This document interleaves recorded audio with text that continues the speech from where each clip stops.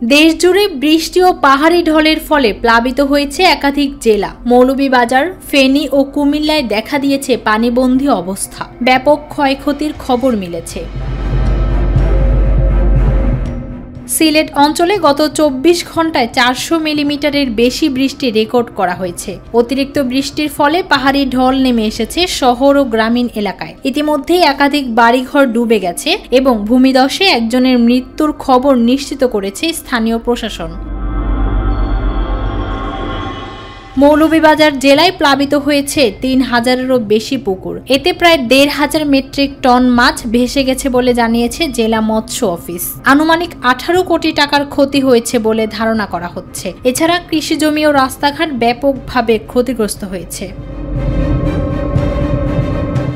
এদিকে ফেনী, কুমিল্লা ও নোয়াখালীতেও হঠাৎ পানি বেড়ে যাওয়ার ঘটনা ঘটেছে। স্থানীয়রা অভিযোগ করছেন, ভারতের উজানে পানি ছেড়ে দেওয়ায় কোনো পূর্ব সতর্কতা ছাড়াই এই প্লাবন ঘটে। ফলে নিম্নাঞ্চলের গ্রামগুলোতে হঠাৎ করে পানি ঢুকে পড়ে, মানুষজন পানিবন্দী হয়ে পড়ে এবং যোগাযোগ ব্যবস্থা বিচ্ছিন্ন হয়ে যায়। আবহাওয়া অধিদপ্তর জানিয়েছে, আগামী 48 ঘন্টায় আরো ভারী বর্ষণের সম্ভাবনা রয়েছে। নদ নদীর পানি বিপদসীমার কাছাকাছি অবস্থান করছে। এ অবস্থায় সংশ্লিষ্ট জেলা প্রশাসনগুলোকে সতর্ক থাকতে বলা হয়েছে এবং উদ্ধার ও ত্রাণ কার্যক্রম ইতিমধ্যেই শুরু হয়েছে।